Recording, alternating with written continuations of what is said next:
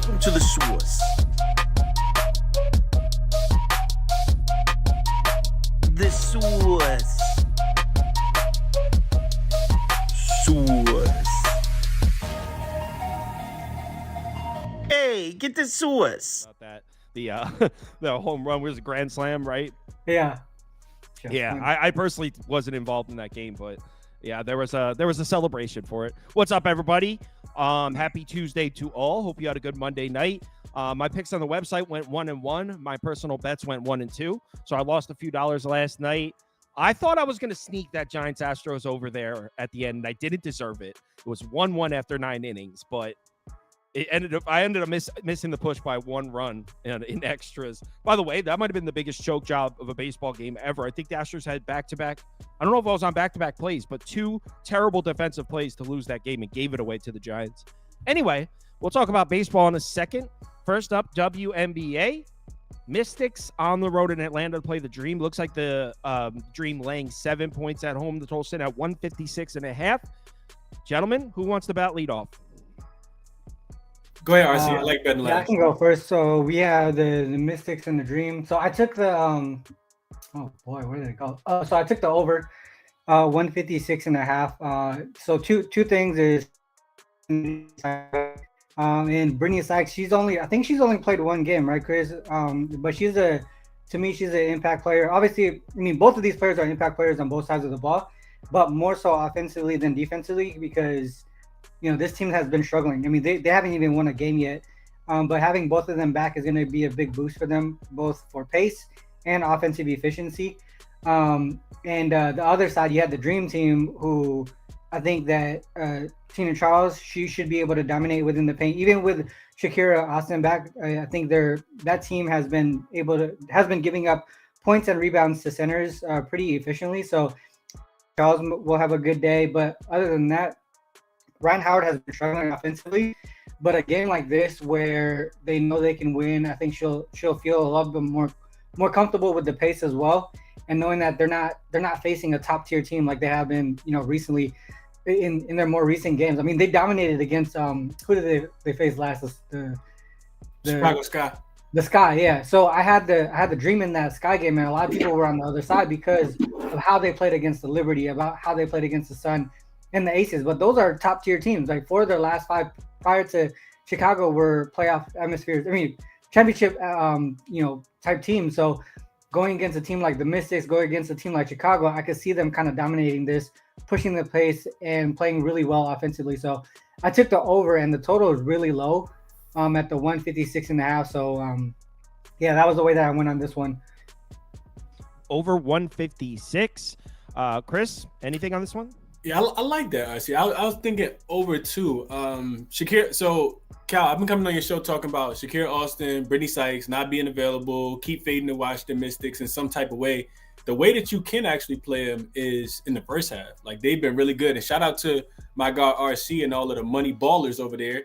The website, you can go on and look at the first half numbers, and the Mystics are 8-3 in the 8-3-1 in the first half, 6-1 in the first half, specifically ATS in the first half on the road, 6-1. And Atlanta 2-7 against the number. So they start off slow for whatever reason. If they're at home in the first half, 0-5. So again, shout out to Money Baller. I like Mystics early. They still winless, and I think they do have a chance in this game with Shakira Austin and Brittany Sykes being back. I think Shakira Austin's missed 10 straight games. Brittany Sykes has missed 10 straight games with that left ankle roll. But getting her back is going to help a lot, like RC says. And I'm going to tell him on the over, too. I already like the over, but he just gave me even more ammunition to get to the window. So give me Washington early to keep it within a possession early. So Washington first half +4 is the best number, and over 156 as well, 156.5. So you also lean it towards the over. Yeah. Washington first half +3.5 over 156. I actually took the first half over after my show earlier because someone in the chat, well-respected WNBA Capper 2, was on that as well, and I totally forgot about the splits right there that Chris mentioned. But so I actually took the first half over. I mean, it's like the first half on the Mystics as well. I got it at 3.5. I know it was at 4, but I still think 3.5 is good. So both of you guys feeling pretty similar about this game. Washington early, full game over. Okay. Another thing, real quick, Al, real quick. I'll say this. So Brittany Sykes has missed 10 straight games. Shakira Austin's missed 4 straight games.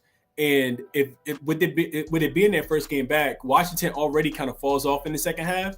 This could potentially help or it could potentially hurt because it's their first game back. They could run out of gas in the second half, which is why I like the first half a little bit more than the full game. Yeah, I remember. I think it was Ski came on the show and hit a Washington first half bet. Actually, I think that was last week, not yesterday. That was last week when you did. Yeah, they've been the first half team since last year, and they're the worst team in the WNBA, right? Yeah, and specifically in the second half, they run out of gas in the second their metrics in the second half must be god awful. Oh yeah, they average like 33 points, 16 and 17, third quarter, fourth quarter. Channeling the inner Detroit Pistons. Because teams don't care they don't care in the beginning because they know they can beat them, right? So they're just like, all right, whatever. And then this was a team that was beating Connecticut by 1 point when Connecticut was undefeated, like just last week. Right. Well, we're on to the next one. Sparks. And Chris, I didn't bet it, so I can't really flex, but I gave out that Sparks. I was on the Sparks there. I forget why. Oh, I was a blind fade of S-Dot because S-Dot liked the wings in the comments. So I was like, give me the Sparks. Because, I mean, that's a profitable way to bet. Just fade S-Dot Warrior in the comments. So Sparks on the road against Seattle. Prop Beaver, give me Sparks plus 11.5 up. You know what it is. Seattle's just not a team I trust. What I saw in the second half and overtime, well, actually in the second half they played all right. In overtime of that game, I can't unsee. And 11.5 points with a bad basketball team, no. Sparks plus 11.5 for me. Go ahead, RC. Yeah, so I took the opposite side. I took the Storm. I also took the under as well. Only reason why I did it separately is because my book didn't have the team total under last night. And I wanted to get in just because I knew lines were gonna move. Right. So I got the 10.5. I also got the 159. I think some books actually have it at like 157 right now. So it has come down a little bit. But a couple of things are just a letdown spot after beating the Aces. I mean, that's a huge letdown spot there for the Sparks. No one expected that for them to win outright. I mean, like, yeah, go ahead and win, cover the spread, but to win outright, it's pretty big. The Aces didn't have Jackie Young, and she's gonna improve. The Aces didn't have Jackie Young, and that's the reason why the Sparks were able to kind of play the way they did. But the Storm, they're coming off of a loss. I think this is a bounce back spot against. They lost to the Lynx, and the Lynx. And I talked about this in the beginning of the year. The Lynx give the Storm problems every single year, and specifically Nafisa Coyer. And that's like 7 straight games. Nafisa Coyer has just like straight up dominated the Storm. But going to this specific matchup, the Storm have the advantage on both sides of the ball, like by margin. And if you just remove like the first 3 or 4 games from Seattle, they're maybe second or third in the league as far as net rating and all those pieces. And just from the eye test too, specifically. There's not a lot the Sparks can do that could, that could even be successful at. Offensive rebounds, no. Ezzy is probably the most underrated player in the league right now. Ezzy Magavore. She has 3 blocks in 7 straight games, 2 blocks in pretty much every game in the season. Like, she's just dominating within the paint, and that's where the Sparks do most of their damage. And Hamby might struggle tonight, and she's like their, Josh Hart, they're glued to that team. If she's struggling, this whole team is going to struggle. So I took the Sparks. I took the Storm minus 10.5, and then the under 159. But if I was to redo it, if I had the chance to bet it over again, it would be specifically the Sparks team total under. I just didn't have it available last night.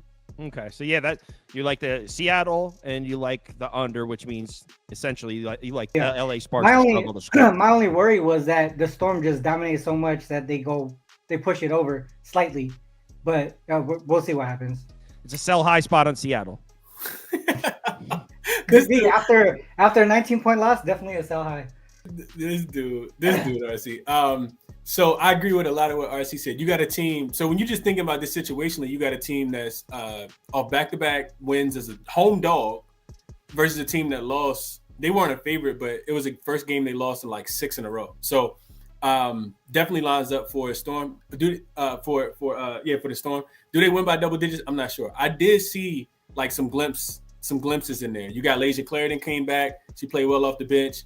Rikia Jackson came off the bench. She's been playing well as the rookie out there. If Cameron Brink can stay out of foul trouble, she's good for the Sparks as well. So the way I chose to play the game is I definitely want to fade. Like RC said, I think it's a flat spot for the Sparks.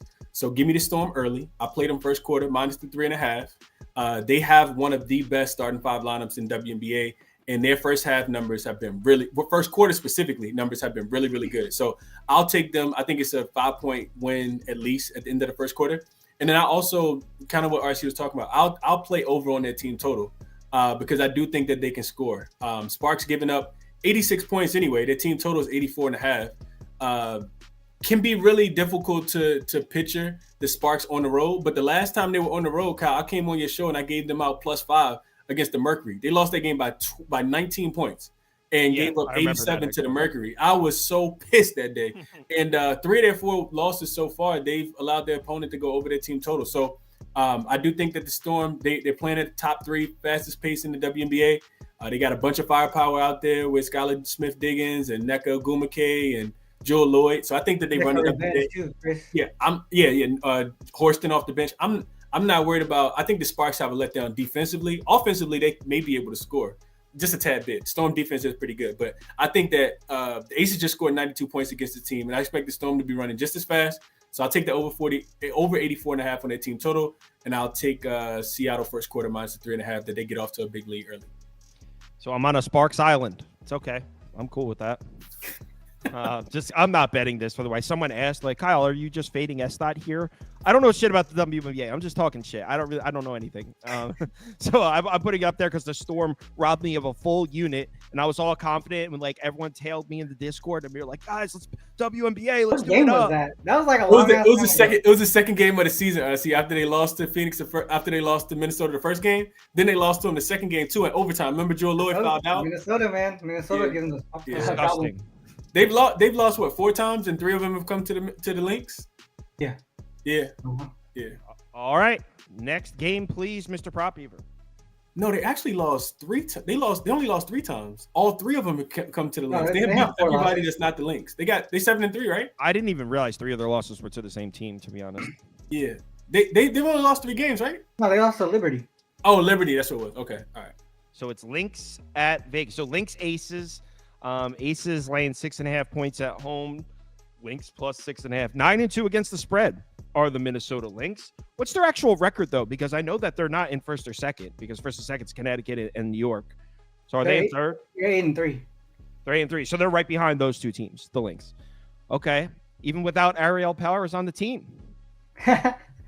So do you think? What are we thinking? Lynx keep it close here. So I took the over. I did take the over. I do lean towards the Lynx. I think they bounced back because they played already earlier this season. They only put up 64 points. But the Minnesota Lynx, their offense is a lot better than, better than that. And if you look at recent form too, the Aces, their defense has not been really that great recently. And I think, I think it's a couple of things. Is Tiffany Hayes coming back into the league and kind of getting accustomed to the style of play and also to the team in general, right? So she brings some offense to the team. She brings pace to the team. She also, I think, recently has looked a little bit lost defensively, and that's the reason why some guards have been able to take advantage of it. And I think they continue to struggle here defending the guard position. But then Jackie Young is going to be back a little, and so that's also going to bring offense to the Aces side. So that's the reason why I stayed away from the spread is because Jackie Young is back. And I think they want to bounce back off of that loss. Seeing the Aces at 5-4 is very surprising to me. I don't want to fade the Aces after losing to a team like the Sparks. You don't know what type of motivation they're going to be in, but I do think that the pace is going to be there, and I think that the offense on both sides of the ball is going to be there. I think that Minnesota is actually the best 3-point shooting team in the league, and they struggled in that first game against the Aces. And the Aces overall, they're not they haven't shown to be a great defensive 3-point shooting team. The worst. So, I think they're dead last. Exactly. Yeah. So I think Minnesota does a lot better job of hitting those above the break threes where they usually are successful, and that's going to get them up and over this number. Okay. So over 166. Chris, Lynx money line? Man, I really want to do it. I really, really want to do it. But RC, you mentioned it, man. Not only he mentioned them losing to the Sparks, like outright as 10.5-point favorites in LA the other day. They also coming off back-to-back loss. They lost to the Storm and got smoked at home in that game as well. And the Lynx do kind of owe them because the one time I love the Lynx this season. I mean, I love the Lynx a lot, but they got smoked. Like RC said, they lost by 14. That line opened at 10. It came all the way down to 4.5. And they ended up getting blasted by the Aces. Like RC said, the Aces only scored 80 points and still won the game by 14 because their defense plays so well. I can't fade the Aces. This is the championship. This is the back-to-back champs of double losses. Like, you ever talk about a motivational spot, is this one. Even though you mentioned it, Kyle, like ATS-wise, the Lynx have been the best. They've been the darling of the WNBA. And you're getting 7 points, 6 points. So it should be a close game. But this is what I just kind of want to sit back, man. If I had to make a bet, I didn't bet it. If I had to make a bet, I would take Aces first quarter, Aces first half. I think more so first quarter than first half because Asia Wilson is going to play the most minutes, and that's where the Lynx struggle. The Lynx give up a lot of points in the paint. I think Asia had like a 30-point, 15 rebound game or something like that the first time these two teams played. So Aces can't stop the three-point shooting, which Kayla McBride has hit 8 and 7 threes in back-to-back games. And on the opposite side, Asia Wilson can't be stopped by anyone on the opposite team. So, it's a difficult one. I would look at Aces first quarter if I had to bet anything here, though, just because you do expect them to play with a sense of urgency. Like, they're seeing these teams just smoke past them in the setting in the standings. Connecticut, New York, now Seattle, like Minnesota. All these teams have a better record right now, and I know it's because Chelsea Gray isn't there, but I can only imagine Becky Hammond's going fucking crazy at night thinking about how bad they are because they lost 4 games already. I think it might have been like 3 months before they lost 4 games last year. So, I would bet first quarter for the Aces if I bet anything, but that's just a strong lean. I didn't play this one. For those of you in the comments, Proppy versus producing the show, he did not sign a deal with No Limit Records. That's a rumor. So all right, the over and the Aces early first quarter / first half. As far as the poll, looks like 45% on the Lynx, 39% Aces. So pretty split. This one as far as the community goes. There's only 3 games, right? Only 3 games.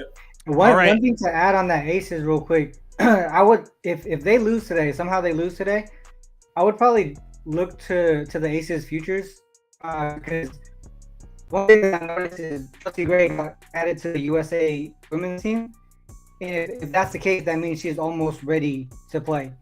And if you can capture a plus money on the Aces to win the championship, I think that would be the best way to go to back them through, for the rest of the season. Because Chelsea Gray comes back, Tiffany Hayes is already added to the bench, and she's gonna gain some chemistry with the squad. That I don't know who's gonna fuck with them in the playoffs. It's going to be really tough. All right. So there was some WNBA picks. Make sure you give these guys a follow. That's their Twitter names on the screen. Both have their own YouTube channels and produce their own shows. Chris's show is in the morning.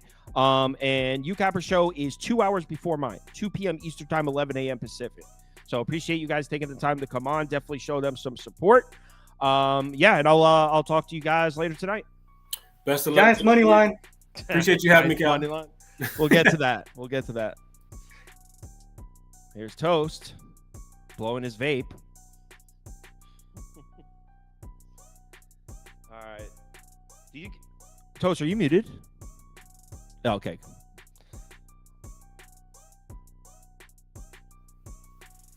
Yeah, well, I'm happy to hear that. Where's Modai? Modai's in the comments. I know he's here. He's commenting. Like, you can't pretend you're not here, Matt. You're in the comments. Oh, Show yourself. I didn't send the link. That's actually it's actually I'm making fun of him. It's on me. My bad, Matt. Link's coming now. Oh shit. All right. Modai. All right. Send him the link. Now he has no excuse.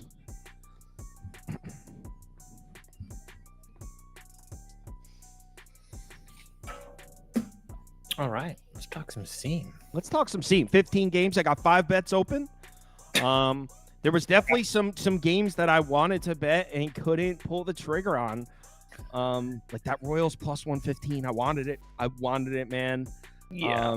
We'll talk about it though. There's 3 that I wanted to bet it and couldn't get there. I completely sprayed the board. I'm here, by the way. And I don't even hate it, actually. No, I think I'm comfortable with my bets. I'm a little. I got reverse line movement on one. I thought that Boston team total over was pretty sharp, and then I got a plus 105, thinking I was the man. I wake up, it's at plus 110. Like, well, shit. But all right, let's talk seam. I told everyone 4:30 for baseball. We could start though. There's almost 1,400 people in here. It's fine. All right, We'll get over it. Atlanta, Baltimore is first, and I mean. I didn't bet the game, but how do you not like the O's at plus money? I know Fried's been dealing, and actually Baltimore isn't really crushing lefties like we're used to seeing.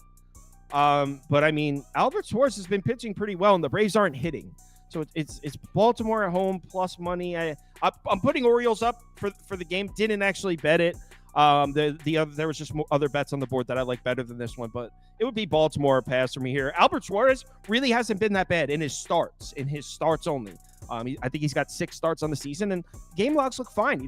He doesn't really pitch deep into the game. I don't think he's gone into the 6th inning once, but he's been fine. And as Toast was pointing out yesterday in the Discord or a couple days ago, the Braves are not hitting. In the last month, they're like 27th, 28th or some shit. I forget the exact numbers, but it's a bottom 5 lineup in the last month. The Braves are. Now, I know we don't expect them to hit like that forever, but until they there's no way I could lay minus 130 juice on the road against Baltimore until they prove it. So Baltimore pass for me.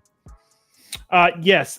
If you are on Sauce Plus, I will be adding Baltimore. Wait, I don't see Toast in here. Can you guys hear me? Leave and come back in. Okay. I just honestly forgot to add Baltimore. I will be adding it as soon as the show, but I'm on Baltimore plus 112. I posted it in my screenshot in the Discord as well. There's just no way. I understand it's probably going to be a public dog. I really, maybe it is, maybe it's not. I haven't looked. I don't really care, to be honest with you guys. I tried to fade Baltimore yesterday. I felt like I was in a really good spot to do that with Tampa Bay in the first 5. I ended up losing it with 2 strikes and 2 outs. This Baltimore team just continues to find ways to score runs. And yeah, I will admit that they haven't been as dominant at versus left-handed pitching. At the same time, they're still 13-5 on the year against lefties. Now, I will admit that none of those lefties are to the caliber of Max Fried, 100%, yes. But what happened when Max Fried faced this Baltimore team last year at home, a place where he's usually pretty dominant? He gave up 8 hits, 7 runs, well, 5 of them being earned, struck out 7, and walked 2 guys. Not super impressive. Now, Albert Suarez, do I worry about him? No. Like Sauce just said, he's actually pitched really well for Baltimore this year. Not to mention the fact that at home, he hasn't had a really good competition, but like Sauce just said, this Braves team is doing absolutely nothing at the plate right now. So I don't really worry about it. I think Baltimore has just too many advantages here to pass up the plus money at plus 112. So. 8th Hokage. We don't put those on the screen anymore. We do up next again. Stop copying and pasting that shit or I'm going to block you. Modai's been getting roasted in the comments about wearing the same shirt as yesterday. First of all, it's pronounced Hokage. And I literally typed in the chat before I hopped on saying, I'm going to be in the same shirt as yesterday, but I showered right before I came on the stream yesterday. And I worked out first thing this morning in a different shirt, and then I showered. So it's a clean shirt. Trust me, it's a clean shirt. I have washed my underwear as well. People in the comments, I'm just getting toasted in there. Anyways, so I all right, I have Max Fried over 17.5 outs in this one. It's a super juiced minus 160 is where it's at now. I wish I could get over 18.5 for plus money, but no book is offering that. And so I just ended up, I'll just drink the juice, take the minus 160. I feel like this is like the Orioles bats are still getting the respect that they're mashing against lefties as much as they were like a month ago. But over the last 2 weeks, they really haven't been that good. It's like flip-flop. Before they couldn't hit righties, but they're mashing lefties. Now it's the opposite. They've been crushing righties. They can't hit lefties. They're 7th worst WRC plus at 90 over the last 2 weeks. 6th worst WOBA, 8th worst WRAA, 4th lowest ISO rate, 6th lowest OPS, 3rd lowest slugging, 5th worst just like straight batting average. They are walking at a decent amount, and Fried does have a decently high walk rate. So if you wanted to take his over walks, like I think that wouldn't be a horrible play. But Like I'm just not that scared of the Orioles offense against a lefty, and Fried's been awesome this year. He's gone over. So he's hit at least the 6-inning number in 8 of his last 10 starts. He's actually gone over 18 and a half outs, not innings, outs. In 7 of those 8 that he's gone over. He's got a really good ERA, a 3.24x ERA, 3.23 FIP, 3.11x FIP. So he's not getting overly lucky. His Sierra, 3.28. That's the 15th lowest in the MLB. His barrel rate allowed is 4.5%. That's the 3rd lowest in the MLB. Hard hit rate, 30.3%, 2nd lowest in the MLB. I just see no reason to think that he's not going to be able to get to like through 6 innings in this one. So I don't like the -150 odds or -160 odds, of course, but that's where I went. Am I still getting roasted? You're getting flamed, bro. And I can't. I got to stop looking at it because I keep laughing. It's been like 7 straight minutes of Modi roast fest. So and Max Fried has been going deep into games too, like 8 innings, 9 innings, 7 innings. So over outs make sense. And like I mentioned, Baltimore hasn't really been crushing the lefty starters like that. So I understand the bet. All right, let's move on to the next game. Same shirt. It's wild. All right, Washington, Detroit is next. All right, so I have a bet in this one. I think the whole world's on it with me. Not that scares me off it or anything. I didn't think it would be quite this bad, but for me, I think our universe is on it. I think there's a lot okay, right, okay. So I'm on the Tigers money line here. If you watch my video from last night, you already know that. Seems just like a perfect buy low, sell high spot as far as Kenta Maeda, whose stock is at an all-time low. I mean, Kenta Maeda has really struggled, and definitely a lot of people that think Kenta Maeda isn't even a big league pitcher right now, but we know that's not true, or at least we suspect it isn't because he's struggled before. This guy's a veteran, and there's been plenty of times in the last couple of years where Kenta Maeda looked like shit, and I faded him, and he came back and pitched well. It's a veteran at home, pitching against a Nationals lineup. Not to mention, historically, he's better at home. Historically, he's better at night. So this is the best spot to bet Kenta Maeda in a home night start. We know that the Washington Nats bats haven't really been hitting over the last month, and this is the perfect flat spot to fade him. Coming off 3 straight wins against Atlanta, their division rival. I'll say it's a rivalry. Their division opponent, let's say. 3 straight division wins against the Braves. I mean, perfect flat spot. Now they go on the road against an AL team. So it's just everything points to Detroit here. I think we're getting the better team with the better bullpen at home at basically a pick'em. I think I got this as a pick'em. I think I got this at -110. So I'm on the Tigers for this one.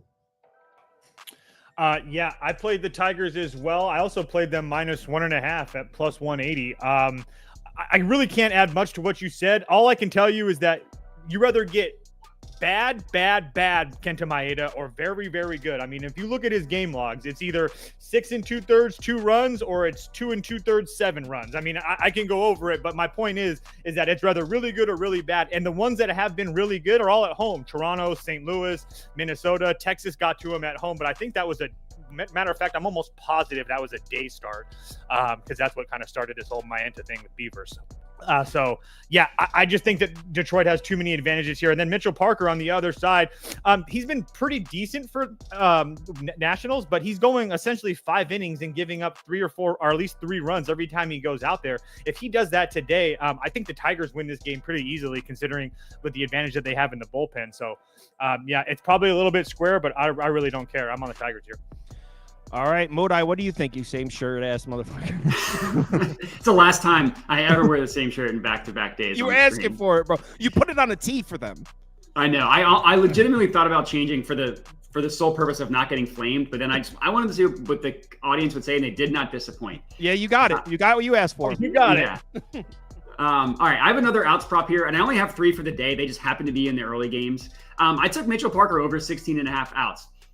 He's been really good this year. He's hit this in 6 of 10 starts. He's hit it in 4 straight, and he's gotten 218 in 3 of those 4 as well. Maybe there's like some regression coming after his last start where he just like totally dominated the Braves. 7 full innings, only threw 71 pitches to get through 7 innings. I get that the Braves aren't what they were last year, but still that's impressive. Maybe again, there's some regression coming after that. But if you take out that start, which is a good start, but I really just wanted to highlight the pitch count. He averages about 87 pitches per start, but he had thrown at least 90 in the 3 games heading into that. So I'm not super worried about him getting pulled after a low pitch count. And he's been pretty good, like 3.55 x ERA, 3.71 x FIP. Sierra 3.90, which is a little bit above average. Not as good as Max Fried, but still pretty good overall. And the Tigers offense, I'm not super scared of. 6th lowest WRC plus in the MLB against lefties at 86. And the 10th lowest average as well. So I don't think they're going to get a ton of hits off him, get him like rack up a huge pitch count.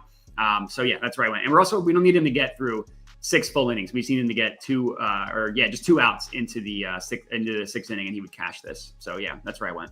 He has been pitching well, and the Tigers haven't been hitting lefties, so I do understand the bet. I do think the Tigers are going to hit him up a little, but you could still cash this bet even if they score a few. So, all right.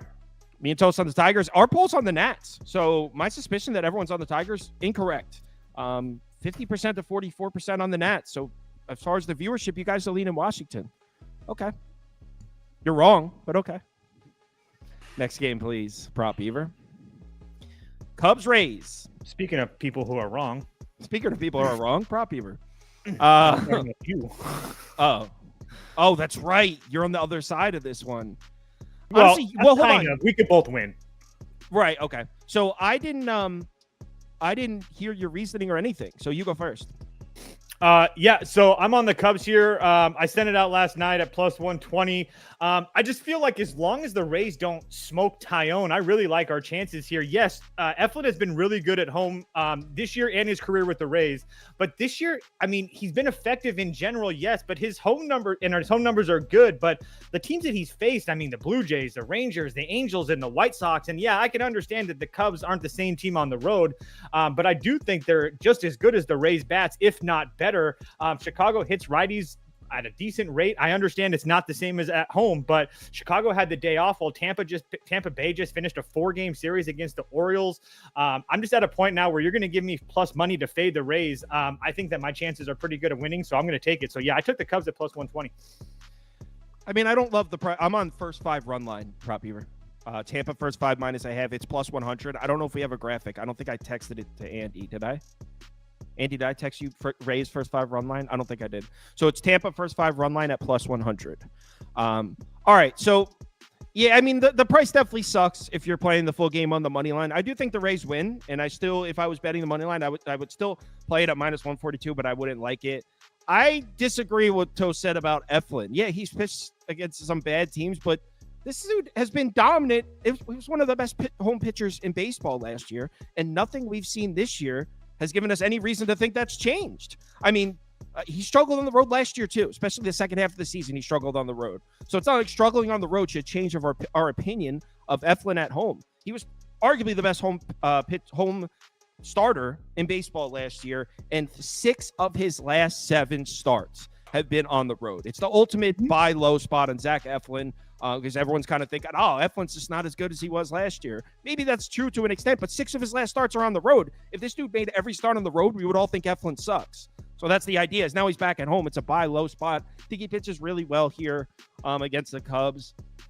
As far as the Rays bats, goddamn. I mean, this lineup is just waiting for that. This lineup's like the death of me, man.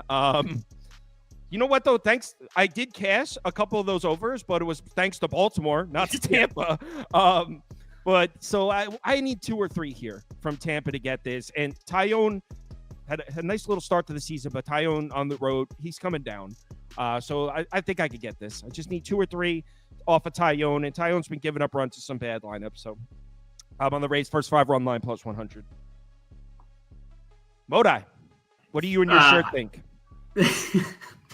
I promise I didn't plan this out, but it's my last outs prop of the day. They just happen to be the first 3 picks. Bro. It's the last one of the day. It's Zach Eflin over 15.5 outs. It's really, you're just getting a discount because it's a second game back from the injury. He threw 55 pitches in his first start. He looked good. He got through 5 innings, allowed 3 hits and 2 runs to the Marlins. Probably will give him a little bit. I mean, not probably. He'll get a longer leash unless he gets hit up in this one. So really, we just need him to get to 1 out in the 6th inning, and this would cash.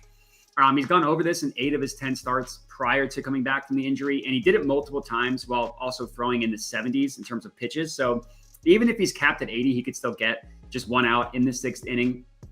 And his ERA doesn't look great, 4.14, but he definitely hasn't been as good as he was last year. But a lot of that makes it look a little bit worse than it has been. He's been pretty unlucky just looking at his expected stuff. 4.4 or 3.48 xERA, 3.54 FIP, 3.72 xFIP. Sierra 3.85, that looks good. The Cubs offense definitely is a better, they're above average against right-handed pitching, but this is really just buying the injury dip on Eflin. Expecting him to pitch decently and get a longer leash than he got last game. So for roughly even money, just 1 out into the 6th inning, I thought was a pretty good price. Yo, Apollo saw it too. Steve's just like, don't you guys dare disrespect the Naruto shirt. Steve goes to bat for the shirt. Our community's leaning towards the Rays there, 50% to 37%. Prop people want to skip us over to the next game, please. Cleveland, Cincinnati, man. Toes, how bad did you want to bet Cleveland here? Not really bad at all, just because I know the combination of Sutter and Martinez is actually better than people think when Nick Martinez. Bad, and they're rested. That whole bullpen's been pretty good, and they're rested. This is one of the games I don't have a play on. I think that Jake Fraley and Ellie De La Cruz get a hit, so you could do that or whatever. But yeah, as far as the side goes, I would love to play Cleveland at this short price. I really would, but Tristan McKenzie does not look good right now, and now he's going into Cincinnati, where I understand that he's pitched well in the past, but yeah, this Reds team is playing really good baseball right now. I truly believe this is a coin flip. This is, like I said, this is one of the only games I truly didn't bet. I couldn't agree more. Modi, why don't you go first then? Yeah, we got a dong in this one. Oh shit, you got a dong? Is it Jake Fraley? Hit it. And it makes you feel down. And it makes you feel down. And it makes you feel down. Down.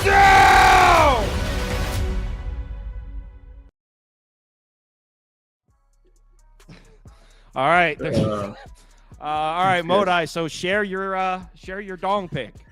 Yeah, would love to. Jose Ramirez. He's been good to me. You can get him at last I checked, it was at plus 400. I actually got him at a worse price, so I went up to plus 400. I should probably see if that's still active. But anyways, Red Stadium, great stadium for home runs, especially for someone like Jose Ramirez, who has plus 430 now. I guess it just keeps rising, which you can get at FanDuel. So good Dinger Tuesday one. But yeah, this is the best game of the day by far from a weather perspective, taking into account the stadium for home runs. Brett Suter is the opener, probably will go 1 inning. If Jose Ramirez could cash this against him, he's terrible. And then Martinez is definitely not as good of a matchup as Brent Suter, but I still think that's one that is fine for Ramirez. It's like a +8 advantage, I think, on Ballpark Pal for Nick Martinez specifically. And luckily for Jose Ramirez, he's good at batting righty, batting lefty. It's ISO rate against left-handed pitching, 26.8, against righties, 28.3. Slightly better against righties, but still excellent there. So no harm, no foul. On the entire season, 27.9% ISO rate. That's the 6th highest in the MLB. And the reason why he's been so good from a home run, from a home run perspective, is his fly ball rate's 50.2%. That's the 8th highest in the MLB. So if you can hit for power and you can hit fly balls at Red Stadium, that's a good recipe for home runs. So that's where we went. All right. Jose Ramirez home run at plus 400. Probably you could put up Cleveland money line for me because that's where I want to be, but I couldn't get there. If Tristan McKenzie looked half decent recently, I would bet this, but exactly he's looked so bad. That last home start against the Royals hadn't been hitting on the road. They were crushing him. Yeah, they crushed him. So it's Cleveland or pass, but I passed. I think Jake Fraley's going yard tonight, guys. Philly, Boston. I'm on the Red Sox team. Well, you go ahead and run the poll first.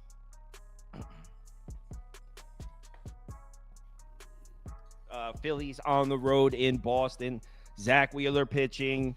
Dirty water. You like Boston? Yeah, I think Boston's going to score some runs. I think we can count on them to get 2 or 3 across on Wheeler, and that's all I need to get mine. Look, the Phillies bats haven't been that great recently. They've been winning games based off the backs of their bullpen and their starting pitching. And then check the lineup today. It's beautiful. Now, no JT. Beautiful. It's beautiful.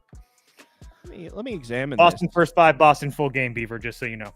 Wow. Damn straight. Wow, About that time. they took Tyler O'Neill out of the lineup for Boston and threw in another lefty too. Yep. Oh shit. And Dom Smith has fantastic numbers against Zach Wheeler. Look at all those lefties in that lineup, There's Kyle. so many lefties. Feel like I'm Lil Wayne. So I Prop Beaver, I have Red Sox team total over, and it's for the same. So Toast has Boston first 5 and oh, you already got it. I'm sorry. So I have Boston team total over 3.5. I got it at plus money. I think you could still get that, or at least as of a couple hours ago, you could.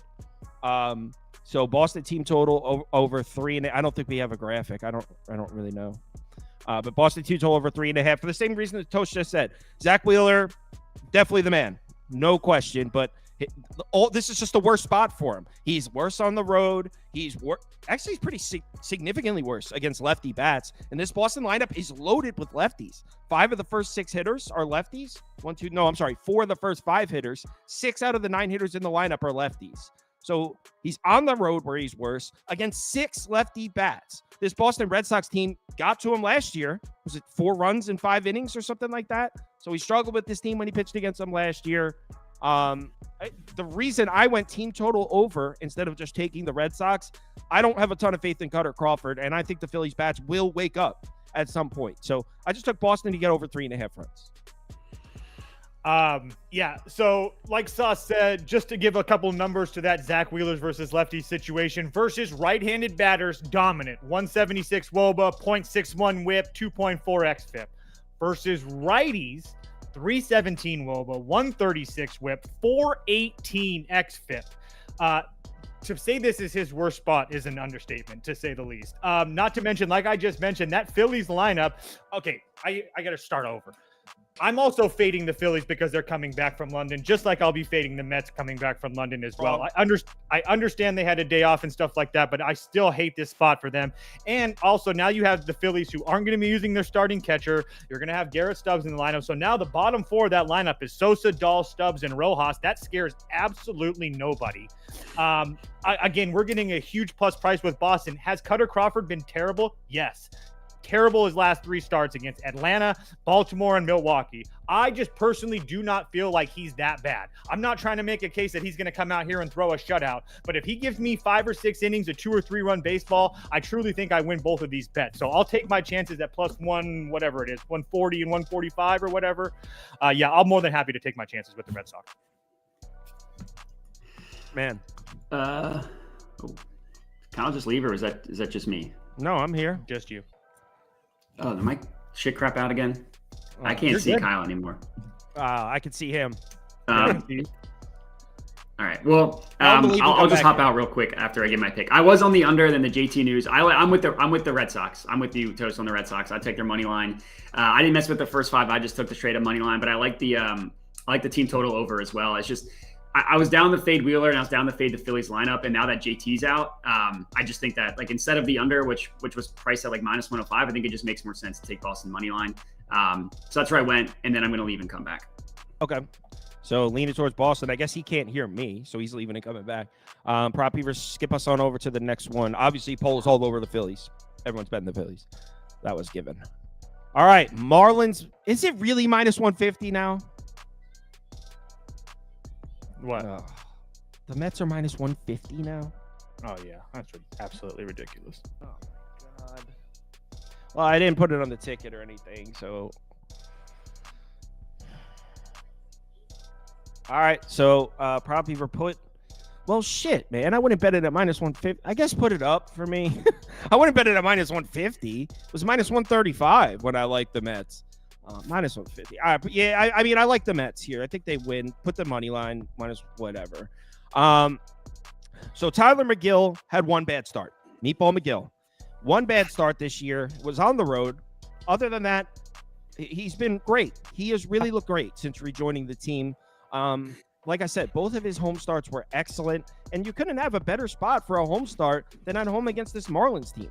The Marlins have been one of the worst road lineups in baseball, not to mention Tyler McGill has pitched really well against the Marlins. His last 2 starts against the Marlins dating back to last year, 2-0 with a 1.48 ERA or something. I mean, he blanked this team twice last year. So This is a perfect bounce back spot for Tyler McGill at home against the Marlins, coming off his first bad start of the year. I think McGill is fine. Happy to fade the Marlins bats. First game of a series where we know the Marlins suck. They have a terrible record in the first game of series. Now, on the other side, Luzardo is going to get his shit together at some point. Like, let's get that out there. He's not going to be trash forever, but he has been pretty bad. He's really been struggling recently, and the Mets are the hottest team in baseball against lefties. They're first across the board in every metric against left-handed pitching. So there's no way I could pick this day to be the day Luzardo gets this shit together. I like the Mets to win. Didn't actually put it on my ticket, and now that it's at -150, but I like the Mets to win this one. Mets have won 4 of their last 5. If it wasn't for that one game in London against Ranger Suarez, it'd be 5 in a row. It's a tough spot. Let's go Mets. Miami first 5, Miami full game. Gonna fade these two teams coming out of London. Luzardo has absolutely dominated this Mets lineup going back to his last 3 starts against the Mets. We'll just keep him at Citi Field. 11 2/3 innings, 7 hits, 0 runs, 13 strikeouts. The Mets can't touch this dude. Has Tyler McGill been good? Absolutely. But is he a -150 favorite? Absolutely not. I'll take the fish both ways and take my chances. I don't know what's going on with my stream. Kyle just. What? Did you go? No, I refreshed the page because I still can't see Modi. Did Toast go? Yeah. Yeah, Toast went. I didn't. I figured you would still be talking. Oh, I good. page real quick. For some reason, I can't see Modi. I don't know what's going on with that. Yeah, I All had right, the same Matt, problem. if you can hear me, go. I can hear you. I passed, so I didn't have anything in this game. I didn't want to touch it with the London series post Mets. I know I wanted to fade the Phillies, but yeah, I didn't. I passed on this one. Is he done? Yes, he's done. All right. Modi, I tried leaving and coming back, man. I don't know what's going on. Why I can't. Or for some reason, I see Toast and hear Toast fine. But Colorado, Minnesota is next. Cal Quantrill versus Varland. Louis Varland making his first start in a while. I wanted to bet the Rockies, but I feel like they had a realistic shot of winning last night. Final score was 5-0, but they were in it at the end. The Twins scored 3 runs in the bottom of the 8th to make it look a lot worse than it was. I just can't trust the Rockies. I think they might be the worst team in the league right now. So, no, actually, don't even put up a pick for me because I don't even want people to see it and be like, oh, Kyle said take the Rockies, because that's not the case. Well, you can put it under my name. Rockies first 5. I am saying to take the Rockies. I don't even feel like I was really... Something's up with the stream, but anyways. I don't really think I was that off yesterday. I memean, going into the 8th inning yesterday, the Twins had 2 runs. One of them coming off of an error. They were being out hit by the Rockies. So that's just not a recipe for success. Cal Quantrill has been absolutely fantastic this year. In his last 7 starts, he's had 1 bad start against the Dodgers on the road. Besides that, he's looked just fine on the road at Pittsburgh, San Diego, Oakland, and St. Louis. He's going 6 innings, giving up 1 run or less in all of those. The Twins I still think the Twins suck. And is Louis Varland decent? I mean, I guess, but the only time that we've seen him this year, he's been throttled every single time he started. On the road at Milwaukee, at home against the Dodgers, against Baltimore, against Detroit, it doesn't matter. He's going 4 or 5 innings and giving up 4+ runs. So I'll take the Rockies at +160 in the first 5, who I think has a huge starting pitching advantage. All right, Modi, I know you couldn't hear Toast, but he had Rockies first 5 money line. He likes the starting pitching advantage with Quantrill over Varland. That's what he missed. I couldn't hear anything. It's kind of awkward just sitting here in dead silence. I officially passed on this game. I really wanted to take Varland over his strikeout prop, but it's his first game back since like April, and I just thought that was a little too risky. So if I were to give out a lean, it would be that because like I like Varland. I think he's good, and the Rockies have been striking out a ton. But I didn't make that an official play because, like I said, it's his first game back. It's a little too risky. Yeah, I mean, if there is a team, if there's a spot to make your first start back, it's at home against the Rockies. So like he's got that going for him. Yeah. Toast, it's plus money. Are you able to hear Modi? Yeah. He just can't hear you. That's so weird. All right. So let's move on to the next game, which is Pittsburgh Cardinals. Paul Skeens. Toast is on the cards. I haven't bet it. Oh, you didn't bet it? No. Bro, you said in the Discord, cards. Yeah, and look at the line. It's still going up, up, up. Just be patient. We'll get the Cardinals at let's see, where are they at right now? Shit, I might get him at plus 120 here in the next hour or so. Let's just keep on waiting this baby out, huh? Let's just keep on waiting this baby out. When you're done with the poll, prop even. Yeah. Again, this is just me throwing a middle finger to the world. I understand that Paul Skeens is good. I understand that Paul Skeens is really good, but the Pirates are still terrible. And I understand that Miles Michaelis has this there's this idea that he's like a bad pitcher. I don't even think he's that bad. If you give me 6 innings and 2 or 3 run baseball consistently, I will take that almost any day of the week. So at least you know what you're getting with Miles Michaelis. You also know with that Pittsburgh offense, you really can't count on them for much. I know that they've been playing decent against the Dodgers and the Twins on those couple series, but on the road against the Cardinals, I don't really know. I'm definitely not laying juice with the Pirates right now. So it'll be Cardinals or pass. If I can get them at plus 120, I'll probably jump. Yeah, there's no way I placed a bet on this one. I mean, the Pirates on the road is minus 135 favorites is absolutely crazy. Skeens is obviously the man. Michaelis has been pretty good, but not even that. Even take out the starting pitching. I mean, the Cardinals have the much better lineup. They have the much better bullpen, and they're at home. What are we thinking here? So I'm not going to fade Skeens and take the Cardinals, but it's a straight pass to me because the Pirates are so expensive that it's not even worth a shot. Yeah, and to all the haters, this isn't me saying that I think that Paul Skeens sucks. This is me saying I'm not paying that price with him right now. Not a chance in hell. I mean, it's one of the worst teams in baseball laying minus 135 juice on the road. It's crazy. Modi? Are you muted? Oh, yeah, sorry. That was me. I accidentally put myself on mute. I was going to say, just let me know every time Toast is done because I still can't hear him. But yeah, this is super square. I took Skeens over 7.5 strikeouts. It's plus 118. Last week, I thought I was being sharp, and I took his under strikeouts against the Dodgers, and he had 8, and his over-under was 6.5. So I'm not making that mistake again. Hopefully, I don't just get double burned, just taking the opposite. I mean, he's been awesome. Everybody knows how good he's been. He's hit this number in 3 of his first 5 starts. In start number 1, he didn't get it, but he had exactly 7.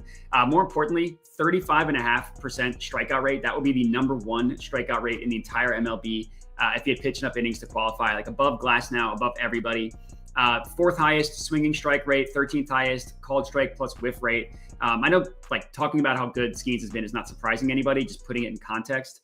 The Cardinals haven't struck out as much recently. On the entire season, they have the 10th highest strikeout rate, but again, they haven't been striking out as much recently. But like Skeens has been able to strike out teams that strike out a lot less frequently than the Cardinals. So I feel pretty good about backing him here.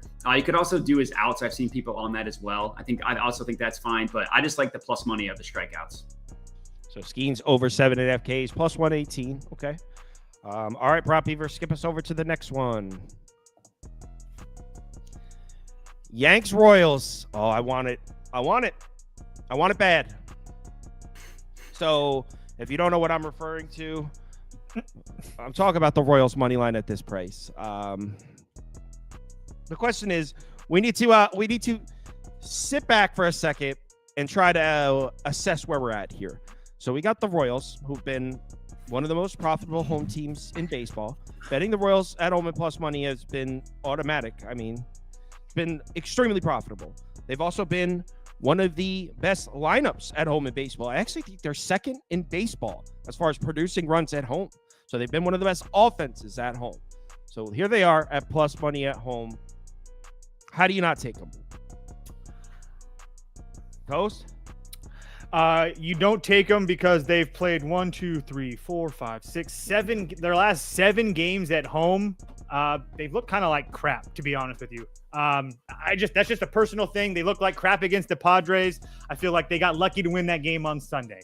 And then the Mariners series, they win a game after being down 8-0, and then they win another one right after that or whatever. And then they lose the next 2. So I'm just not at a spot where I feel like I'm in love with the Royals at home anymore until they show me a little bit more. So for me, it'd be Yankees minus 1.5. I do not have a bet on this game. I did not bet it. I don't really want to lay it with Stroman. But yeah, there's no way I can get to the Royals here. I just don't, in my head, they're not playing like they should be at home, like everybody else thinks that they are. So it'd be Yankees or pass, but again, I did not bet this. Yeah, I don't have a bet on this one. I want to take the Royals. Put up Royals money line. I'm not doing it. Trust me, I would love to be on here and say that too. Like I'm not. There's no way I play the Yankees with the world, but I just. Yeah, look. Stroman, if you rewind a month ago, we could fade him on the road, but then he had a couple really nice road starts. Yeah. And he's coming off one of his worst starts of the season. I know. I looked at this one for like 20 minutes trying to get a bet down, and I couldn't. So it's Royals are pass, and I ended up passing. Modi? Second of 3 dongs today. I don't know. Are we doing the dong song every time? No, we don't have to play it every time. Okay, all right, sounds good. And someone did make a good point. The word dong should probably be in the dong song, but anyways, that's funnier that it's not. That's true. That's true. Anyways, I have Vinny Pasquantino to hit a home run. Plus 540 I think is a really, really good price for him, who's been really good. Let me make sure that that's still active, just so I'm not giving out. Plus 560 now. So I guess I'm getting bad CLV on all my dongs today. And I get why this is priced the way it is. Like the Royal Stadium is not the best stadium in the MLB for home runs or anything like that. But like Vinny's been pretty good, and he's a left-handed hitter who's better against right-handed pitching, which obviously he's facing in Stroman. And Stroman struggles against lefties.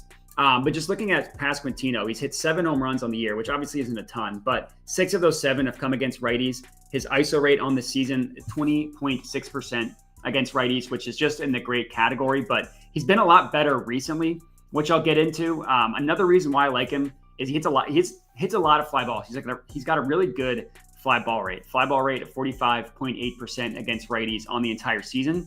But if you look at the past 2 weeks, that fly ball rate is all the way up to 61.1%, which is obviously an incredible number. That would lead the MLB by far.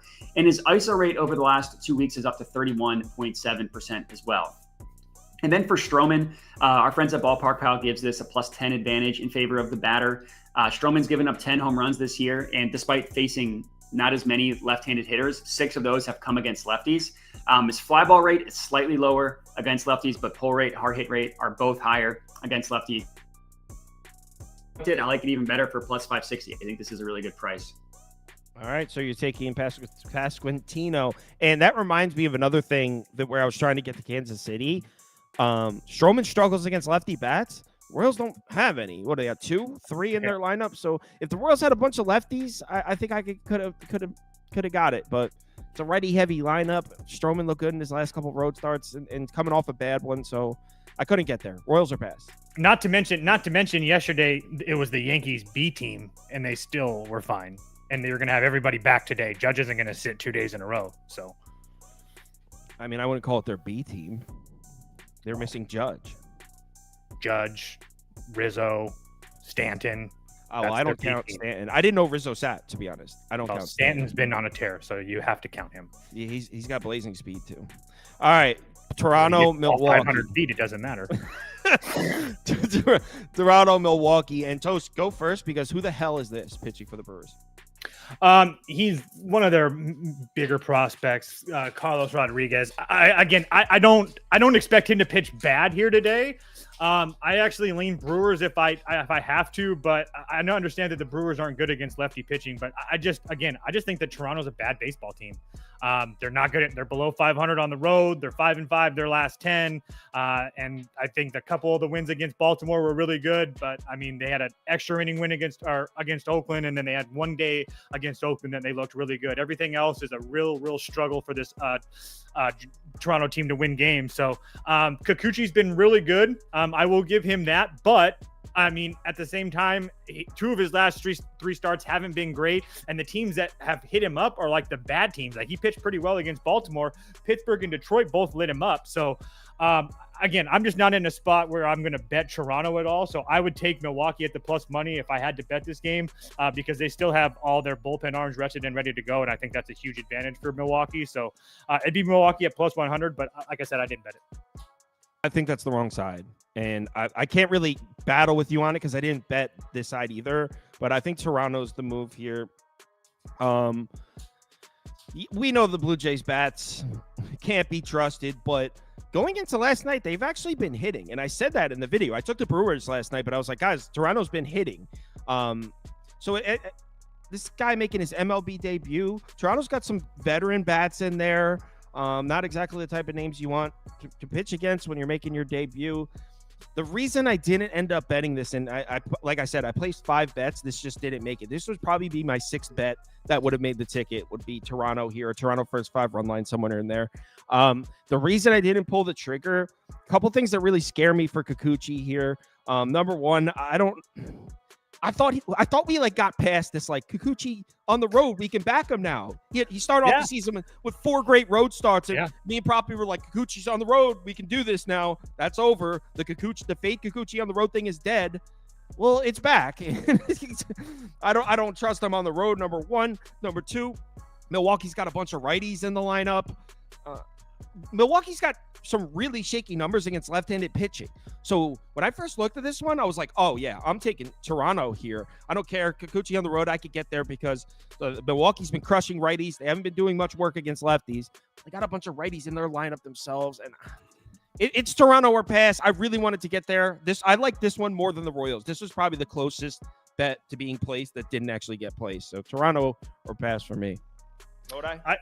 I passed on this one. I don't know what to do with the guy making his MLB debut, so I just passed on it. He's just to give you guys a little comparison. He's very like him and that Gasser kid that they've been using are like 2 and 3 in their system. They like held them to the same flame. Really? So in Milwaukee camp, they're excited about this. They think this kid can pitch. Yes. Yeah, and remember last year we actually had a lot of success betting guys making their MLB debut. That was a profitable decision. So yeah, I didn't actually place it. I wanted to. You know what I wanted to do in this one? By the way, in case you can't see the screen, we're on Angels at Arizona next. I wanted to lay the run line with Arizona. I like the Snakes by 1.5. They didn't make my ticket, and there's no way. Montgomery bounce back spot. Okay. Go ahead, share your freaking Angels bets.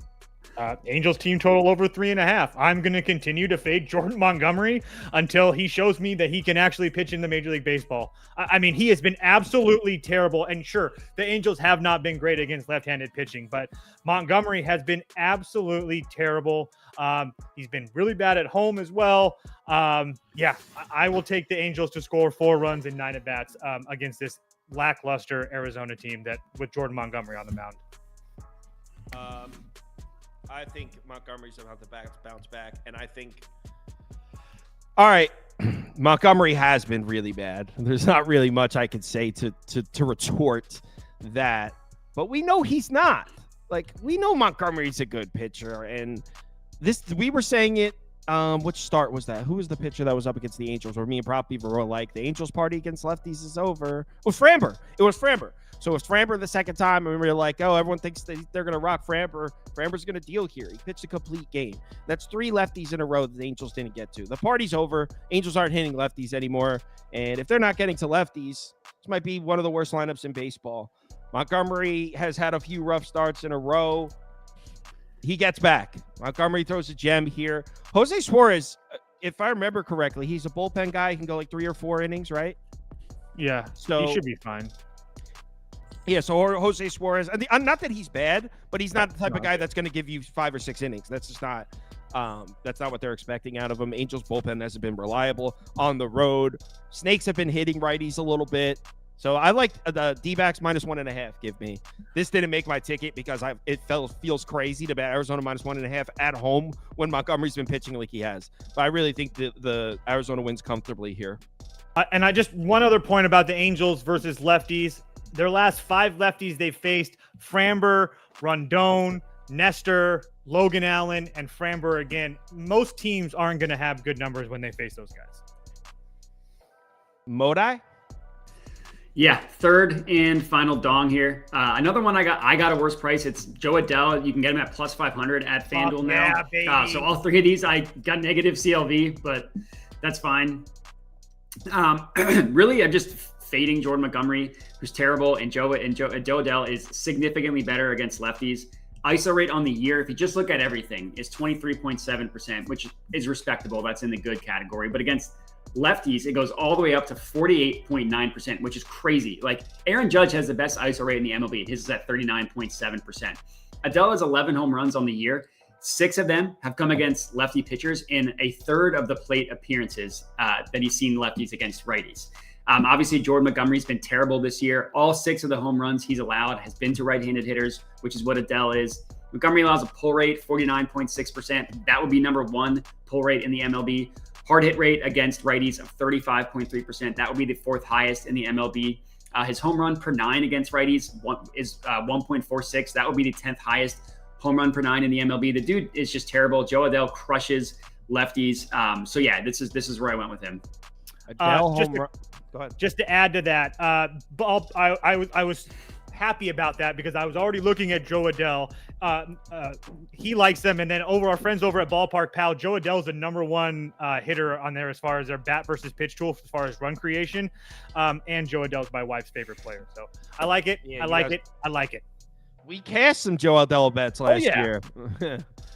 All right, next game, please, Prop Beaver, which is Mariners White Sox. I bet this one.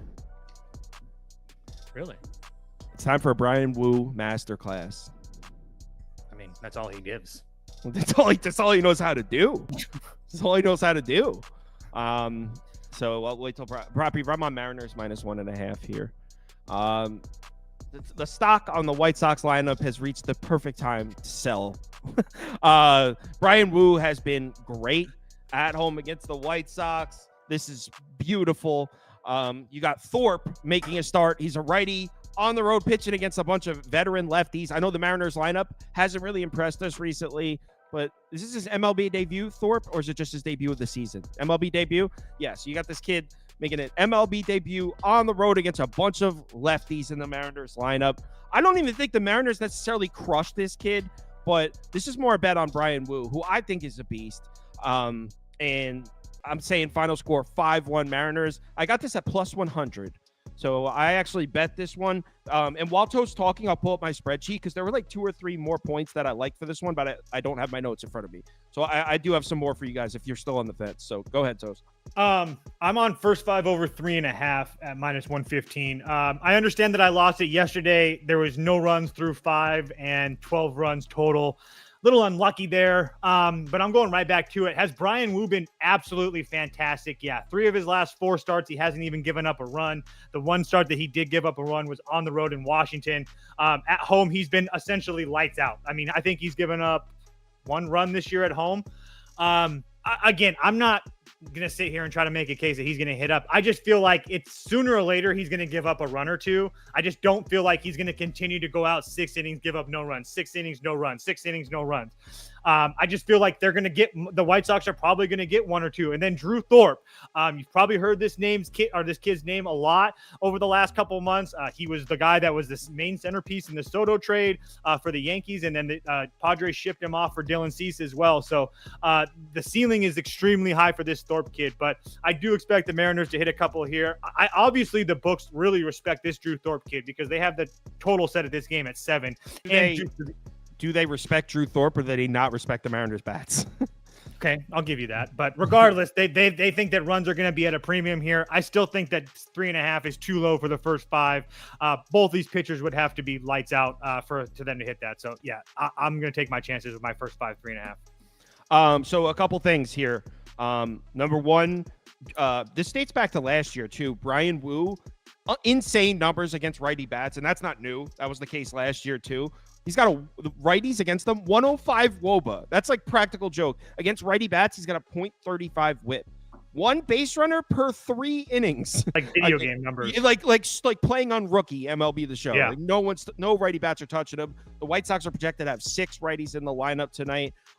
Also, the White Sox have had tons of problems with righties that can generate strikeouts, with Brian Wu is capable of doing it at a pretty solid rate. So yeah, I think Brian Wu deals, and it's a kid making his MLB debut, like I said, against a bunch of veteran lefties on the road. So I expect the Mariners to be able to get a few across here. Matthew? Yeah, you made my argument for me with Brian Wu. I have him under 4.5 hits allowed. It was -135 earlier. Last I checked, it was -145. I would still take it there. Like that 365 is way off the market with their pricing at it's still -145. It's -199 at Caesars, minus 170 at DraftKings. It was minus 190 at FanDuel, then they took it down. And I don't love drinking the juice on this one, but it is a pretty good price. And like Wu's made 6 starts this year. Only once has he allowed more than 4.5 hits, and he allowed exactly 5. And then if you look at the 5 games in which he went under, not a single time did he even get to 4 hits allowed. It was 3 or fewer twice, 2 or fewer twice, and then another one he only allowed 1 hit. Part of that is like he has seen a little bit of an easier schedule, but he also faced the Yankees, gave up 2 hits in 6 innings, had 7 strikeouts. He allows an average against him, 138. That would be the second lowest in the MLB. And it's not like the White Sox are a team that's going to slap a bunch of hits. They have the 9th lowest average against right-handed pitching, literally the lowest on the entire season. So I get that the minus 145 it is now isn't super fun, but I think this is like my second this and the Max Fried one, my 2 favorite plays of the day. 2 favorite plays of the day, you say? I do. Interessante. All right, Brian Wu. I mean, yeah, he's been a beast. Go look at Brian Wu's game logs if you're unfamiliar with him. Like, he's awesome. Yeah. All right. Yeah. Oakland, San Francisco. What a game last night, man. Not Oakland, San Francisco. Oakland, San Diego. I'm sorry, San Francisco. I was just on my other screen. I have the Giants Astros game up, so I was reading off the wrong screen. Okay, over here, Oakland, San Diego. JP Sears against Randy Vasquez. I didn't even look at this game, Toast. So you got it. I got nothing for this game. I don't really know much about Randy Vasquez, so I don't really know what to do. He sucks. That's all you need to know. So, Oakland?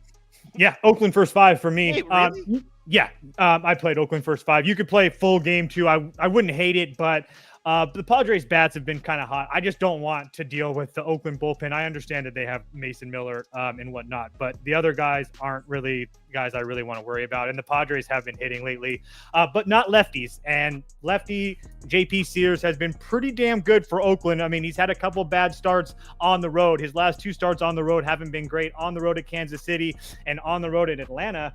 But he looked really good on the road in Houston. And honestly, at this point, like I don't really worry about the Padres versus lefties. So I understand that their bats all around are heating up, and Fernando Tatis is the hottest hitter on the planet right now. But I think that Oakland has a pretty decent advantage here as far as the starting pitching goes. I understand that Oakland only scored 1 yesterday, but if I think most people can agree with me. This would be so San Diego to come out and look good yesterday and then lay an egg today, and no one would be surprised. So I'm going to take Oakland in the first 5 here. I don't trust Randy Vasquez as far as I can throw him. He's given up at least 3 runs in almost all of his last 6 of his last 7 starts. The only time that he didn't give up 3 runs was on the road at Chicago. He hasn't looked particularly good at home either. He's actually been even worse at home. So yeah, I'll take my chances with a nice plus price with Oakland in the first 5. Let me ask you something, because I might be down to tell you on this, but I'm looking here. Why are we not considering the full game with Mason Miller and Adams rested for Oakland? Like I said, I just don't want to deal with Oakland late. They find ways to lose games, and the Padres bats are a little bit hot. So I don't want to deal with an Oakland reliever coming in that's not named Mason Miller or Austin Adams and giving up a shot and killing it for me. So yeah. Put up Oakland money line for me, prop hero. I might be down to take. I'm adding this to my. I don't hate it. Like, I mean, the Padres used most of their. I mean, again, a Mike Schultz masterclass. I mean, using fucking Robert Suarez yesterday. I mean, I understand that he hasn't worked in a few days, but why? Do we have to? Does he have to use him? Does he have to? No. And this is becoming like a thing. Like, no, keeps I don't happening. even, we're not going to talk about this right now. So let's just, yeah. So I actually think, because I was looking up the list I just pulled up has the list of bets that almost made it, and I think I like Toronto better than this. So I might add Toronto. I don't think I'm going to add this one. Modi. I got nothing in this one. I passed. Okay. Next game, please, Mr. Proppy. Shout out to, I think it was Charles in the Discord for hitting the Tatis Mountcastle homer parlay yesterday. Nice hit, bud. Oh, did Charles really hit that? I didn't even see that. Yeah, it was Charles or somebody else. I hope it was Charles, because now I'm going to feel bad if I got the name wrong. But. Right. It's like they're hit their big parlay and you gave the credit to Charles. Yeah.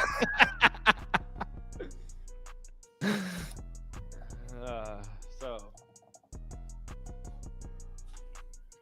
next up, one of the hottest teams in baseball, San Francisco Giants. Toast is all pissed off. His team was down 3-1 in the 10th, and I mean, I'll admit, I thought the game was over myself.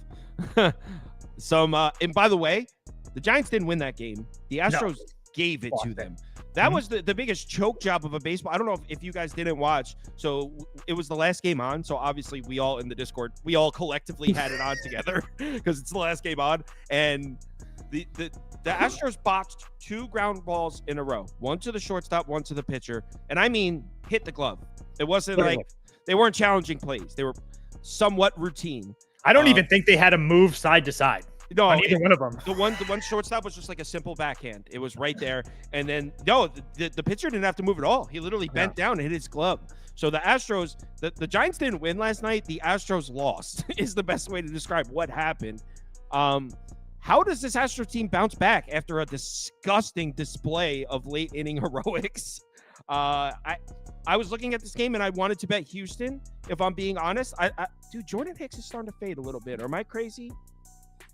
I feel like the Jordan Hicks production is not dramatically, but I feel like Hicks is like his stock is slowly. If you were right a month ago, Hicks was like the man, and I was looking at his numbers and I'm like, I don't think Hicks. All right, I'll pull it up instead of speaking from memory. Let's have it in front of me. So I was gonna say the road starts have been a little bit shaky at times, but the home starts have been, lights out. All right. Hold on. Let me get it in front of me. Because I was looking this morning and I was like, I don't think I trust Hicks right now. Well, his last home start, he gave up 4 runs and 7 hits. So that's the Yankees. So kind of a pass there. Yeah. But okay. I mean, before that, the Rockies and Dodgers, he pitched well in those 2 games. Rockies, Dodgers, Pittsburgh, Arizona, Washington, San Diego. But now you're getting, when you said Pittsburgh, now you're getting back to a month ago. And I will agree with you. I'm just saying that. Only one time this year has he looked mediocre at home, and that was against the Yankees, who are the hottest team on the planet. Okay, so I guess I see your point that at home there's no reason to really doubt him. Also, if you're looking to back the Giants here, Jordan Hicks a beast against right-handed bats. The Astros extremely righty heavy, so that's another thing that points you towards Jordan Hicks. The Astros have been hitting though. The last 6 righty starters to pitch against Houston, 6.53 ERA. I want to bet the Astros, but I don't even put it up because I think everyone's going to be on the Giants, and I think they might be right. But my feeling when I was looking at this game, Houston was the side I wanted to get to, but I couldn't get there. So don't even put it up for me, Prop Beaver. I went right back to Houston. I think anybody San Francisco. San Francisco.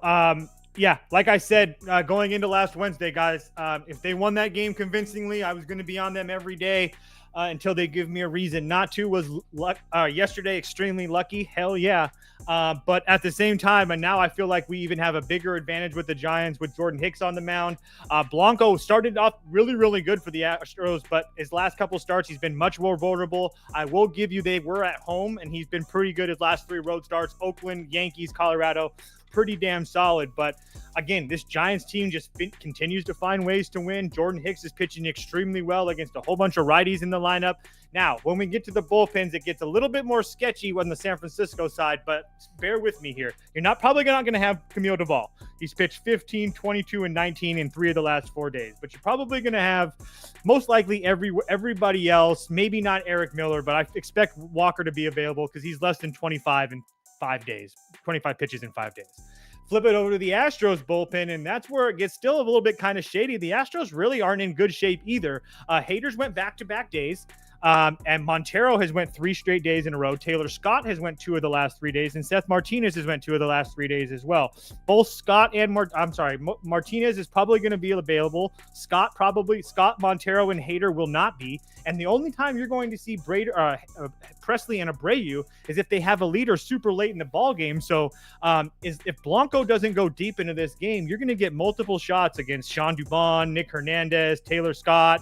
And I think that's a huge advantage to San Francisco here. So I bet San Francisco last night at -105. They're -115 right now. But yeah, like I said, I'm going to continue to ride this Giants team until they give me a reason not to. Yeah, I mean, I get it, and I couldn't get there with Houston, so I'm in no position to. It was more when I started looking at it in my head. I was like, after last night, Houston's going to win this, and I couldn't find enough logic to back up a bet. So, Modai, what are your thoughts? Yeah, I officially passed on this one. I probably lean towards the under because I do like both of these pitchers. But I didn't officially take it or anything like that. But that's where I would lean. It's just the under. Okay. So under or pass for Modi. I actually was, when I was looking at this one, I was thinking the other way, but I couldn't get there either, so don't put it up for me. Next game, please. And the final game, Dodgers Rangers, and I have a bet on this one. Probably forget the poll running first. Toast, are you true or false? You believe in James Paxton? Tough question. It's a tough question. Can you specify home or away, James Paxton? Tonight. Yes. You on the Dodgers? Dodgers minus 1.5. Yeah. For me. I bet them in a different way. Okay. So Prop Beaver's getting the poll up first, and then we'll give him the picks. So Prop Beaver, Toast is on Dodgers minus 1.5. Kyle is on Dodgers team total over 4.5. And I can't remember if I gave. Oh, you might need to delete a big chunk of them out of the folder. I don't know if I gave Andy a graphic for that, to be honest. So I'm on Dodgers team total over 4.5. Prop Beaver will get it up in 1 second. So the reason that I stuck to the team total was specifically the question I just asked Toast, and that's why I asked him, because I couldn't figure out if I trusted him. If you look at the Rangers' recent numbers against lefties in the last 14 days, they're actually a top 5 lineup. But then you look at the lefty starters they've seen, most of the damage is coming against lefty arms out of the bullpen. Doesn't really translate into hitting against starting pitching oftentimes.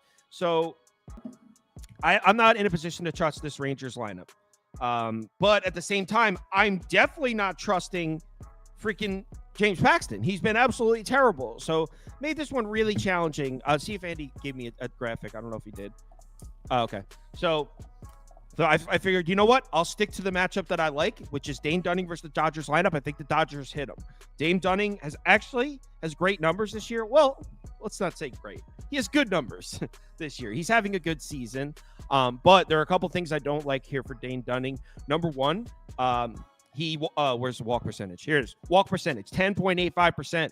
Dodgers are number 1 in baseball generating runs against righties that walk guys at more than 8%. So the Dodgers are a perfect lineup to take advantage of a righty that struggles with command.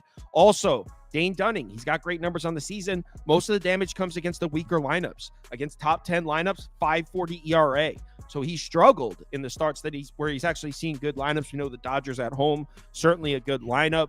Also, the Dodgers are good at hitting his pitch mix. So even though I actually don't hate Dane Dunning, I hate this matchup for him. So I think Dunning's going to get rocked here.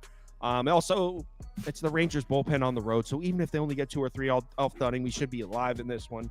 But rather than play the Dodgers minus 1.5, in case Paxton continue. We haven't seen James Paxton pitch a good game in like 3-4 weeks now. So that's not even. Yes, it is. I mean, I guess he did get hurt. I guess against the Mets. We haven't seen him pitch a good game in like 4 weeks. Who was president the last time James Paxton pitched a good game? Was it Trump still? It was mad long ago. Modi, what are your thoughts here? Yeah, well, thank God you said that. I have Paxton under 3.5 strikeouts. It's at plus 124 was last I checked. I think it's plus 115 now. If it's still there, I would take it. Anything under that, I probably would just hold off. But yeah, regardless of whether he's had a good start since 2020 or not, he has absolutely no strikeout stuff. He can't strike out anybody. He has a strikeout rate of 14.2%, which is comically low, the 3rd lowest in the MLB. Swinging strike rate, that would be the 7th lowest, and a called strike plus whiff rate, that would literally be the lowest number in the entire MLB. He has gone over 3.5 strikeouts in 3 of his last 9 starts. All 3 times he went over, he had exactly 6. Exactly 4. So there's no real ceiling there. And then of the 6 times that he went under, twice did he get 3. So would have hooked the other side. Twice he got 4, and then twice he only got to 1 strikeout. Just has disgusting strikeout stuff. And the Rangers are a completely average strikeout team. They're like 22.4%, and average is 22.5. That'll put them at 13th over the last 2 weeks. James Paxton against an average lineup is not going to get to 4 strikeouts. So getting this for plus money. So right now, it's plus 115 is the best price. I would still take it there. I think it's great. That's where I went. All right. So he's fading Paxton in a sense, not really fading. I'm fading his strikeouts specifically. Yeah. I'm rooting for Dodgers runs, and it's 4.5 is what I got it at. So why don't we? Oh, you know what? Let's go to the underdog. Prop Beaver, you send it to me. Did you mention that Oh, that's Dane right. Dunning? Did you mention that Dane Dunning's 2 starts against the Dodgers, he got just annihilated? No, actually, I didn't. Okay. So, Yeah. But Last 2 starts against the Dodgers, 7 innings, 14 hits, 9 runs. Last year and 2 years before that. So, yeah, it's been really bad. So, Prop Beaver, do you want to throw the mic on and read off, or should you want me to just do it? All right. So, Prop Beaver's underdog pick'em. Max Fried higher than 37.5 fantasy points. He picked it, so I can't give you a reason. I'm sure it's a good one. Zach Eflin higher than 27.5 fantasy points. Tyler McGill higher than 17.5 outs. I'll like Meatball McGill to deal myself. So that's Prop Beaver's pick 'em. Throw the map up for me. It's under stuff. There should be underdog map. And maybe you have to unmute stuff. Or is it only on my folder? All right, well, if you don't have an Underdog Fantasy account, it's available in any state highlighted in the map that I usually show here. If you don't have an account, head over to Underdog Fantasy or download the app. When you make your account, make sure you use the promo code BET, B-E-T. That'll get you a $100 deposit bonus. So you deposit $100, they will give you a free $100 to play with. Want to do Community Parlay? Hit the song. Community parlay, the parlay we bet, yeah. Community parlay is for the community. We community, making a parlay, yeah. Community Parlay. Did you cut Modai off? There we go. Probably was like, I've had enough of his shit. All right. So, Prop Beaver, I'm going to read you off the games to put in the polls, please. All right. First up, go Orioles money line. You can do that when they're voting.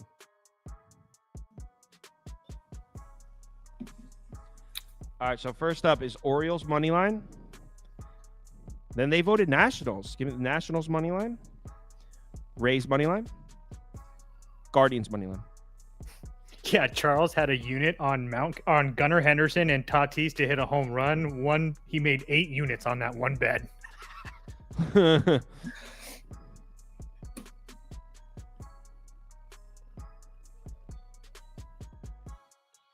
Yeah, it looks like it's going to be Orioles by a blowout. You know, we can end that now. It's Orioles by 1,000,000.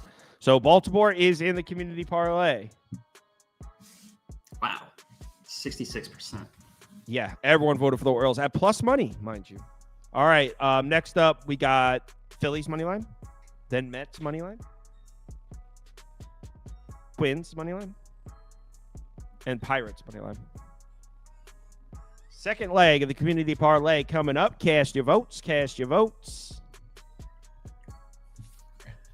Modai, is it crazy to what's Austin Wells like? Is he worth trying to take a shot on a dong or just stay away?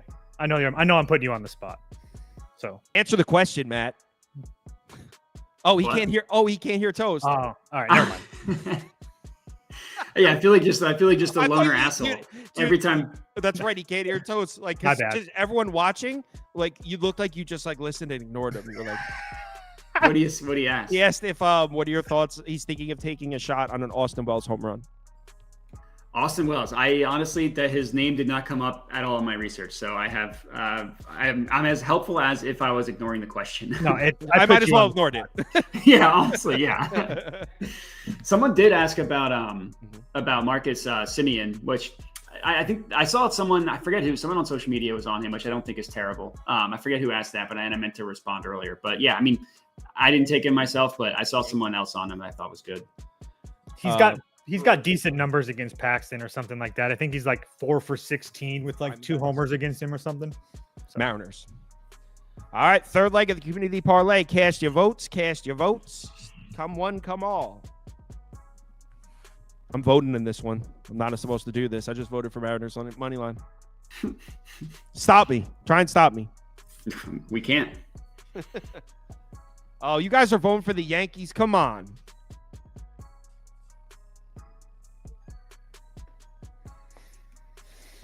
Come on. Yeah, another quick one. I mean, you guys, the community's very decisive today. Orioles, Phillies, Yankees, and then, all right, so probably we got the last 3 are Padres,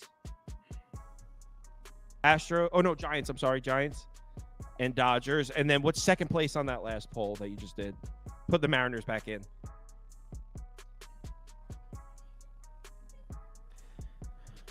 All right. So if you are in the betting league, the schedule for today is posted on the website. Just click on league, see who your opponent is. If you didn't get in yesterday, you're off to an 0-1 start for the week. But if you rattle off 4 straight wins, you could still make the playoff for this weekend. Yes, the rumors are true. S-Dot is in first place. He swept the board last night, plus 3.07 units. It's pathetic. We need to be better than that, guys.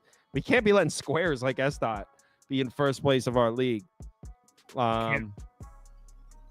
Yeah, so there's a bunch of people are sitting with 3-0 sweeps from last night. So day 2 of the league. Thanks everyone for participating. It's been fun so far. It's going well. Yeah. Just remember, guys, it's about units made. Just because you go 2-1 and your opponent goes 1-2 doesn't mean that you're going to win. I mean, most likely, but my point is it's about the units. It's not about earnings. Look at S-Dot. Who is leading? Guys, who's leading? Oh, that's my favorite. That's my favorite troll when you know the answer. Yeah, I love doing that. Guys, who's in first? All right. So, what was the last one? Dodgers money line. Modai, can you give me some odds, please, sir? Oh my God, Modai. I'm off my game. I can't hear anything. You are off your game. I feel like a loser when I'm just sitting here. I can only hear half the people talking. All right. If you give me 2 seconds. It's Orioles, Phillies, Yankees, Dodgers.